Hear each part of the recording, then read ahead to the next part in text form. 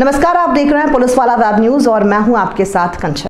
आज कांग्रेस नेत्री एवं बालाघाट विधानसभा की प्रत्याशी अनुभा मुंजारे ने कांग्रेस पदाधिकारियों के साथ प्रेस वार्ता लेकर जिला निर्वाचन अधिकारी और कलेक्टर गिरीश मिश्रा और मंत्री गौरीशंकर बिसेन पर निर्वाचन में धांधली के अनेक आरोप लगाए। उन्होंने कहा कि कलेक्टर गौरीशंकर बिसेन के एजेंट के रूप में कार्य कर रहे हैं, जिससे निष्पक्ष निर्वाचन कार्य संपादित न होने का संदेह गहराता जा रहा है। उन्होंने कहा कि अनुभा मुंजारे अपनी जान की बाजी लगाने तैयार है, लेकिन चुनावी धांधली इस बार बर्दाश्त नहीं की जाएगी। मुंजारे ने आज पॉलिटेक्निक कॉलेज, जहां मतगणना होनी है, वहां लाइट गोल होने और कैमरे बंद रहने सहित स्ट्रांग रूम में डाक मतपत्र गिने जाने और वहां गौरीशंकर बिसेन के रिश्तेदार और करीबियों के कार्य करने से लेकर कर्मचारियों को डाक मतपत्र वितरण में हुई गड़बड़ी को एक सोची समझी साजिश करार दिया। कांग्रेस कार्यकारी जिलाध्यक्ष राजा सोनी ने कहा कि जिला प्रशासन दबाव में कार्य कर रहा है और सत्ता पक्ष को लाभ पहुंचाने निर्वाचन कार्यों में धांधली की जा रही है, जिसकी शिकायत हमारे द्वारा लगातार की जा रही है, किंतु कार्रवाई नहीं हो रही है। और क्या कहा कांग्रेस नेत्री अनुभा मुंजारे और कांग्रेस कार्यकारी जिलाध्यक्ष राजा सोनी ने, देखी इस रिपोर्ट में। बालाघाट के से लेके लाल बर्रा तक हर व्यक्ति बताएगा कि वो गौरीशंकर बिसेन जी के बिल्कुल खास व्यक्ति हैं, एकदम खास। मतलब दोनों टाइम उनके बंगले में न जाए तो उनके गले से पानी नहीं उतरेगा। तो वो ये क्या कर रहे थे, चंदेला जी वहाँ क्या कर रहे थे, गौरीशंकर जी के भतीजे क्या कर रहे थे वहाँ पे, ये एक बहुत बड़ा सवाल है। और मैं तो चाहूंगी कि जिला निर्वाचन अधिकारी इसका लिखित में हमको जवाब दें। हम ये भी जवाब चाहेंगे कि हमें लिखित में जवाब दें, क्यों हमारा तो कोई निजी वहाँ नहीं व्यक्ति है ना, हमने आज तक कभी अपने किसी व्यक्ति की ड्यूटी लगाने की वहाँ सिफारिश की, क्योंकि हम शुरू से बात कर रहे हैं कि निष्पक्ष चुनाव होना चाहिए, ना उनके पक्ष में ना हमारे पक्ष में, ना किसी प्रत्याशी विशेष के पक्ष में। जो जनता जनार्दन चाहती वैसा होना चाहिए, तो ऐसा तो हमें नहीं दिख रहा है। अभी उस दिन स्टैंडिंग कमेटी की मीटिंग हुई, जिला निर्वाचन अधिकारी ने सिर्फ अपनी सुनाई, वहाँ बैठे हुए लोगों की ज्यादा कुछ सुने नहीं उन्होंने। डाक मतपत्रों में आपने भी देखा होगा इतनी बड़ी गड़बड़ियां जो इस बार सुनने में आई हैं, ऐसे कभी नहीं आई। मैं तो 32 साल का मेरा राजनीतिक अनुभव है, मेरे 8वां विधानसभा का चुनाव में लड़ रही हूँ इस बार, और तो मैंने कभी नहीं सुनी। तो अपने ही कर्मचारियों को आप मतदान से वंचित कर रहे हो और अपनी सफाई दे रहे हो, और आप ऊपर से बोल रहे हो कि कर्मचारी कहीं गलत हो सकते हैं। तो ये कितनी शर्मनाक बात है कि एक जिम्मेदार निर्वाचन अधिकारी, जिलाधीश जिनको बोलते हैं, जिला कलेक्टर, वो ये कि अपने ही शासकीय कर्मचारियों को दोषी ठहरा रहे हैं। मतलब सरकारी तंत्र ही गलत है। तो जब सरकारी तंत्र गलत है तो आप कहाँ से सही होगा? फिर उनसे ज्यादा तो आप दोषी हो, क्योंकि आप मुखिया हो, प्रमुख तो आप हो ना। तो इस तरीके से जो हो रहा है, क्योंकि सभी जानते हैं कि इस बार सत्ता विरोधी लहर है मध्य प्रदेश में। भारतीय जनता पार्टी की जो कहना चाहिए अच्छा राज्य नहीं रहा है, सही राजकाज नहीं रहा, उससे जनता त्रस्त है। और सत्ता विरोधी लहर में जनता ने कांग्रेस का साथ दिया है। सरकार बदलने के मूड में जनता स्पष्ट रूप से माननीय कमलनाथ जी को मुख्यमंत्री की जिम्मेदारी देने के मूड में है प्रदेश की जनता।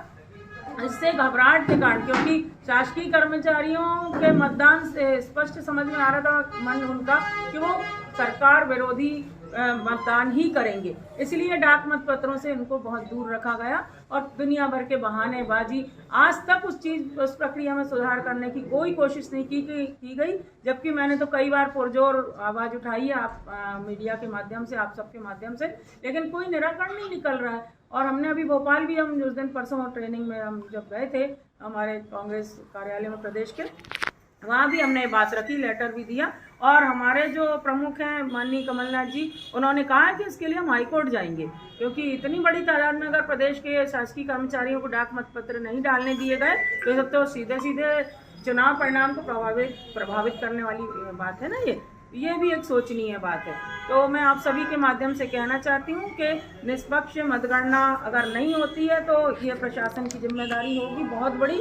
और दूसरी बात, आज जो सुबह लाइट गोल हुई, ये लाइट गोल होने वाली जो बात है ये बहुत ही चिंतनीय है, बहुत ज़्यादा, और आक्रोश में डालने वाली बात है ये। क्योंकि अभी उस दिन कलेक्टर जी बोल रहे थे, डॉक्टर मिश्रा जी, मैंने शुरू से कहा है और अभी भी अपने बयान पर मैं कायम हूँ कि जो बालाघाट ज़िले में जो चुनाव हुए हैं, और बालाघाट, खासकर बालाघाट विधानसभा क्षेत्र की बात करें हम, तो निष्पक्ष चुनाव नहीं हुए हैं। क्योंकि यहाँ हम शुरू से देख रहे हैं, हम शुरू से सभी लोग जान रहे हैं कि जो जिला निर्वाचन अधिकारी, जो जिला कलेक्टर हैं डॉक्टर गिरीश कुमार मिश्रा जी, वो भारतीय जनता पार्टी के जो उम्मीदवार हैं श्री गौरीशंकर बिसेन जी, उनके वो बिल्कुल करीबी हैं, बहुत खास हैं। और चलिए, सरकारी नौकरी के चलते शासकीय सेवक होने के नाते वो अपनी ड्यूटी निभाते हैं, वहाँ तक तो ठीक है, लेकिन गौरी शंकर बिसेन जी के हर निजी कार्यक्रम में, उनके निजी निवास में भी जिला कलेक्टर का हमेशा देखा जाना ये अपने आप में संदेह को जन्म देता है। और जब आदर्श आचरण संहिता लग गई उसके बाद तो फिर कलेक्टर को बिल्कुल भी ये शोभा नहीं देता जिला निर्वाचन अधिकारी को कि वो एक प्रत्याशी विशेष के निजी निवास में वो नजर आए। और ऐसे कई मौके आए हैं जब वो वहाँ पे नजर आए हैं डॉक्टर मिश्रा जी। और मैं लगातार ये देख रही हूँ कि वो अपने गैर जिम्मेदाराना बयानों से ये साबित कर रहे हैं कि वो जिला निर्वाचन अधिकारी रहने के काबिल ही नहीं है। क्योंकि अब कल का ही वाकया देखें कि कल जो हुआ है, डाक मत पत्रों के जो लिफाफों की जो गिनती हो रही थी और बगैर मुझे जानकारी दिए, बगैर हमारे अभिकर्ता श्याम पंजवानी जी को जानकारी दिए बगैर, और जिनको बुलाया गया था वो तो कहीं से जिम्मेदारी है ही नहीं उनके ऊपर इस तरह की, वो हमारे कार्यकर्ता की हैसियत से काम कर रहे हैं पार्टी का या चुनाव प्रक्रिया में सहयोग कर रहे हैं। और निराला सिंह बघेले, अब वहाँ पे ये बोला जा रहा है कि निराला को बुला लिया, निराला जी को हमने बुला लिया गया था। मैं तो अच्छा हुआ कि मैं शहर में थी तो मुझे सूचना मिली और मैं तत्काल वहाँ पर पहुँच गई और मैंने जहाँ वहाँ SDM जो थे सोनी जी वो मौजूद थे और उन्होंने अपना पक्ष रखा। हमने सोचा ठीक है, हो सकता है होता होगा ऐसा।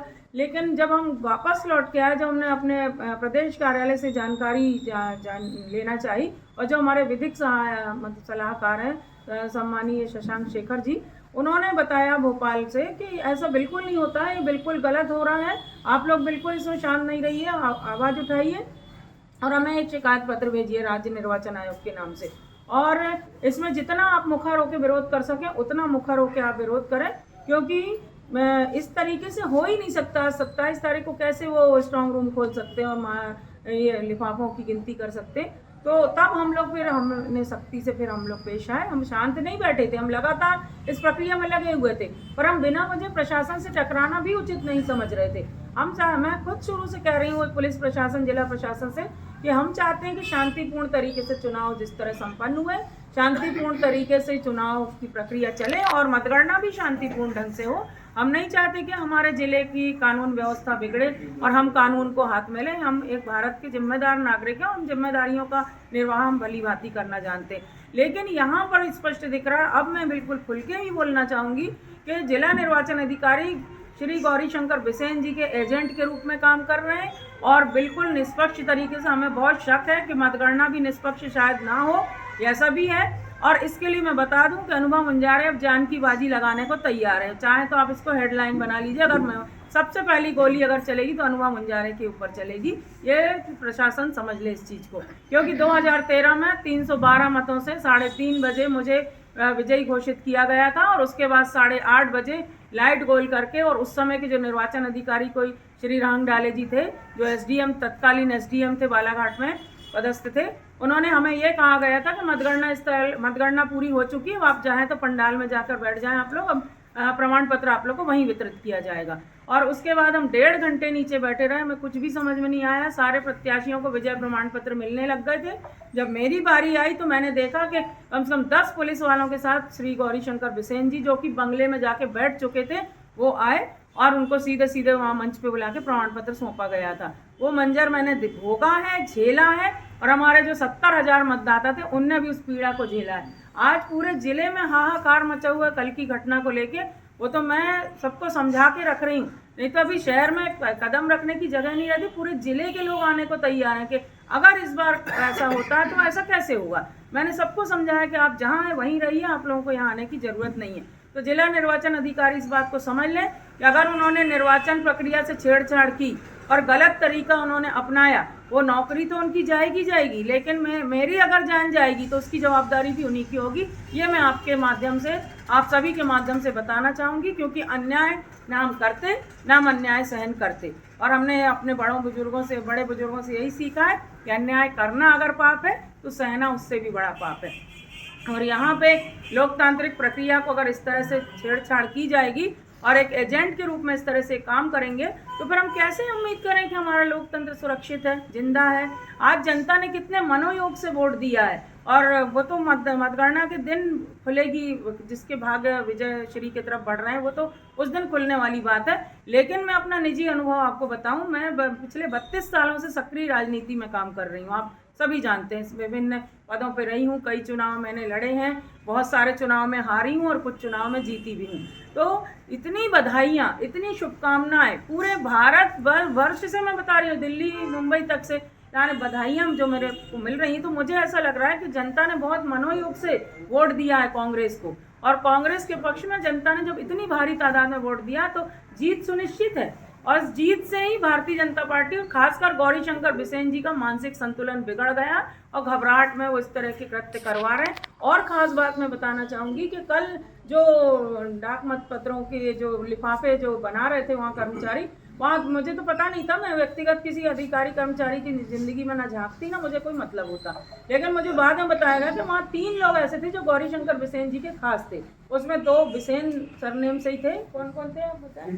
केजी बिसेन, एक केजी बिसेन है, वो रिटायर्ड पर्सन है वो, है ना, और एक शरद है, और एक शरद बिसेन। शरद बिसेन तो उनके सगे भतीजे हैं, और मुरझड़ फार्म में कहीं पे वो शायद असिस्टेंट हाँ, मुरझड़ फार्म जो एग्रीकल्चर का है वहाँ पे वो असिस्टेंट प्रोफेसर के रूप में। तो ये क्या कर रहे हैं उनके सगे भतीजे वहाँ पे। और एक कोई अधिकारी, क्या सरनेम उनका, चंदेला के बारे में आप चाहें तो पूरे बाला। जब जाना हुआ तो वहाँ पर प्रोसेस कुछ दूसरी 1:29 पे उनको बताया गया कि हम लोग यहाँ पर सेटिंग कर रहे हैं।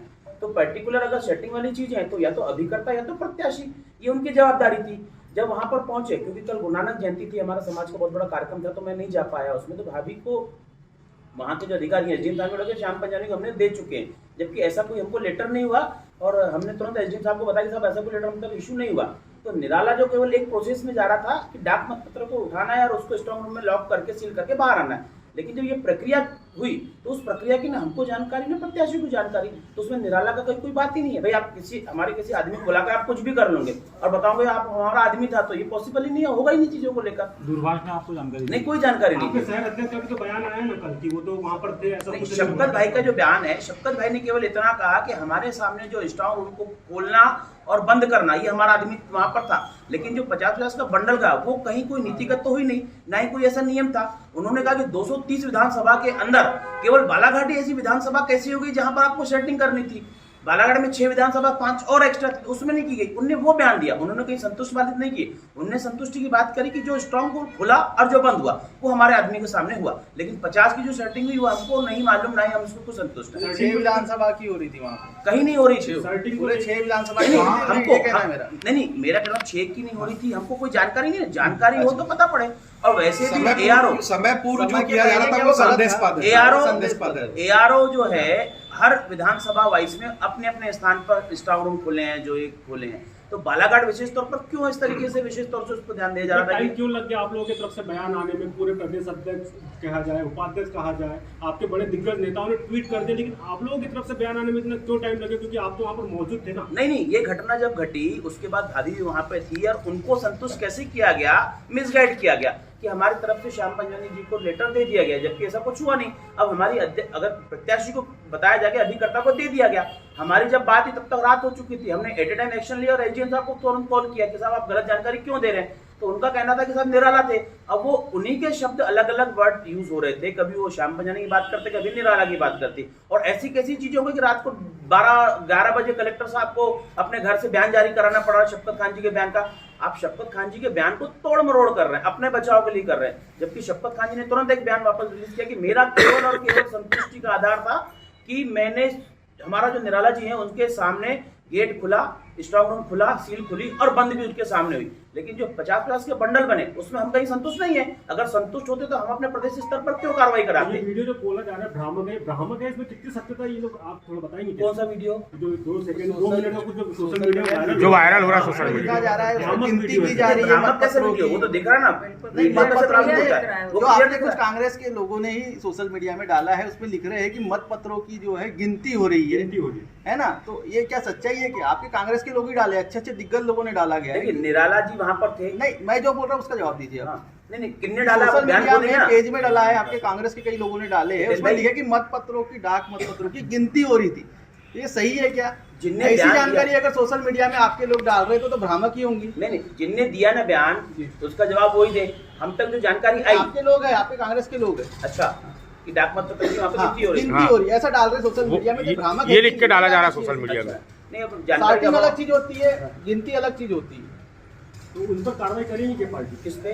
जिस तरह से जो भ्रामक जानकारी आप ही के तो हटाना चाहिए, ऐसा भ्रामक जानकारी नहीं करना बिल्कुल नहीं चाहिए। करना चाहिए। हम तो देखिए ऐसी गड़बड़ी क्यों हुई उससे हम जवाब लेंगे इस चीज का, क्या कंफ्यूजन रहा उनको, ठीक है, जो भी कंफ्यूजन रहा उनको क्लियर करने का मौका हम देंगे। जवाब तलब करेंगे, क्योंकि जिस तरह का माहौल चल रहा है आप लोग सभी देख रहे हो, शुरू से जिस तरह से चुनाव को प्रभावित करने का प्रयास किया जा रहा है, तो कार्यकर्ता भी थोड़ी सी हड़बड़ाहट में है। तो हो सकता है कि उस समय तुरंत में इनके मुंह से शॉर्टिंग की जगह गिनती निकल गया हो। ये रेडी जी साथियों, जैसा कि आप सभी जानते हैं कि 17 तारीख को मतदान हुआ है और इसके बाद अब 3 तारीख को जो है मतगणना का काम किया जाना है।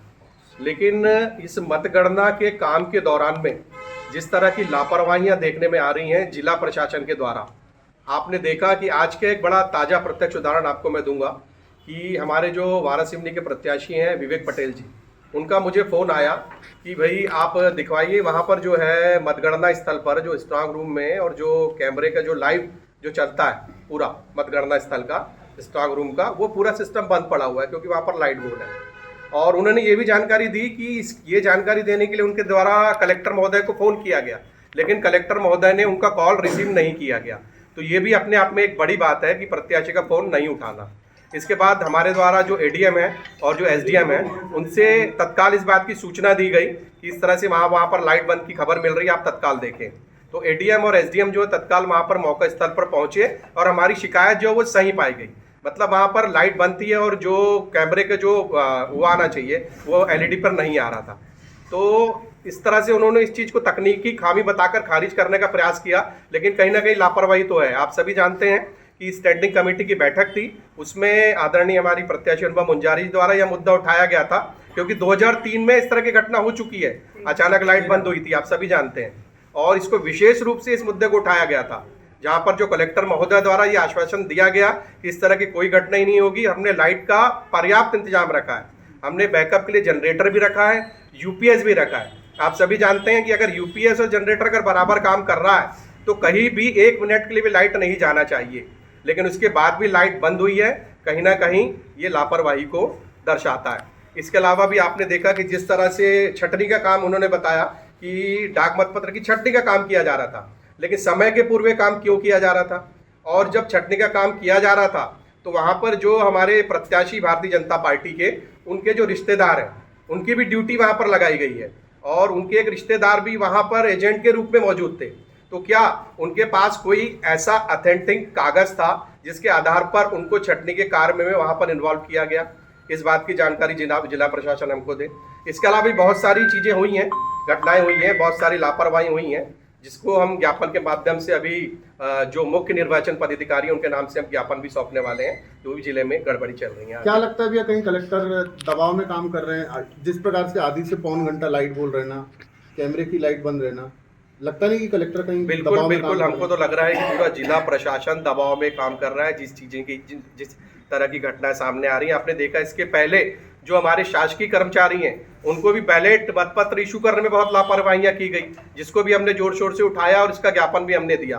बावजूद इसके अभी तक इस चीज को लेकर कोई कार्रवाई उनके द्वारा नहीं की गई, कहीं ना कहीं उनकी लापरवाही को दर्शाता है। ये किस वक्त की बात है, किस टाइम पर बंद हुई लाइट? आज लगभग टाइमिंग क्या थी? 9 बजे के आसपास 9 बजे के आसपास की घटना है। हमारे अध्यक्ष जी वहाँ पर गए थे अंदर में चेक करने के अधिकारियों के साथ में। भैया ये बालाघाट जिले में इस तरह की गतिविधियां शुरू से देखने में आ रही है दूसरे जिलों की अपेक्षा, तो क्या बालाघाट को कुछ ज़्यादा ही फोकस करके रखा जा रहा है गड़बड़ी करने के लिहाज से? या देखिए आप सभी जानते हैं कि वैसे तो पूरे मध्य प्रदेश में कांग्रेस का माहौल है, लेकिन बालाघाट जिला जो है यहाँ पर हमारी पूरी संभावना है कि हम 6 की 6 सीट जीतने जा रहे हैं। और बालाघाट विधानसभा तो आप सभी जान रहे हैं कि बालाघाट विधानसभा को लेकर जो हमारे कैबिनेट मंत्री गौरीशंकर बिसेन जी शुरू से दहशत में हैं। इसके पूर्व में आदरणीय भाभी ने बताया कि 2013 के चुनाव में किस तरह से गड़बड़ी की गई है। तो कहीं ना कहीं ये सब आशंकाएं हैं कि एक डर है भारतीय जनता पार्टी के मन में और वो चुनाव को प्रभावित करने की पूरी कोशिश कर रहे हैं। क्या लगता है कि इस तरह के मामले लगातार सामने में आ रहे हैं? क्या लगता है कि ये तो सीधा सीधा दिख रहा है कि प्रशासन उनको फायदा पहुंचाने की कोशिश कर रहा है, ये तो स्पष्ट नजर आ रहा है। आप देख रहे हैं कि अगर तहसीलदार को निलंबित किया गया है, एक तहसीलदार को, तो निलंबित करने के पीछे कारण तो होगा, कहीं ना कहीं लापरवाही को उन्होंने स्वीकार किया अपनी कि लापरवाही हुई है इसलिए उनको निलंबित किया है। तो आप सभी देख रहे हैं, सारी चीजों में हम आपको भी, आपके सामने भी सारी चीजें रख रहे हैं। सिर्फ तहसीलदार को सस्पेंड करने को लेकर कांग्रेस क्या संतुष्ट हो गई है?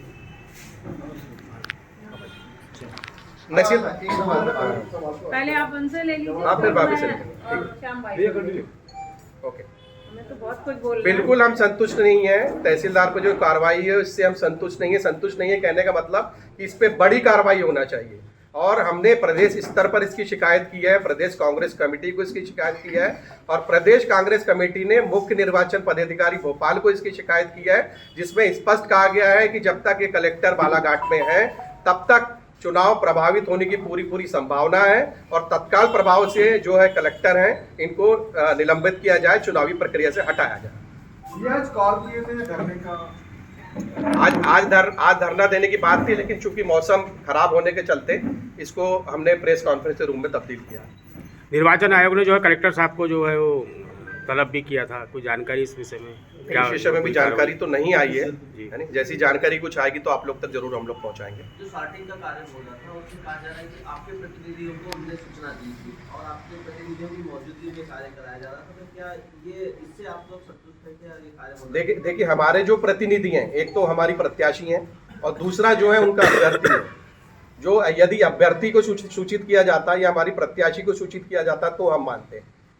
कांग्रेस के द्वारा ही उनको अरेस्ट किया गया था ना, निराला जो है वहाँ पे, निराला वकील को। नहीं, हमारी कांग्रेस की तरफ से तो श्याम पंजवानी जी को अधिकृत किया गया। उस विषय पर कैसा था, वो तो रोज आ रहा था, उनसे हमने बातचीत की है। एक्चुअली में क्या था, वो या तो जो नियम है आज तक का, जो हमको लेटर आते थे वो एसडीएम कार्यालय से या निर्वाचन आयोग से आता था, मेरे को आता था, अभिकर्ता तो मैं हूँ और भाभी को आता था।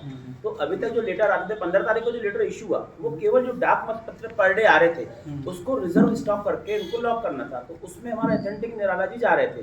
तो वैसे डेली का जो समय था वो 3 बजे का था, लेकिन निराला जी 3 बजे का डेली का समय था, जा रहे थे, जो 5-7 डाक मत आते डेली पैक करके उसको स्टॉक में करके आ रहे थे। कल की जो घटना घटी उस दिन वाली, परसों वाली, कल वाली सॉरी, तो उसमें ऐसा था कि 12:54 पे निराला को फोन आती है कि साहब आप आइए और यहाँ पर डाक मतलब आए खोलना है। वो गए डेली रूटीन में, लेकिन वहाँ पर जब जाना हुआ तो वहाँ पर प्रोसेस कुछ दूसरी 1:29 पे उनको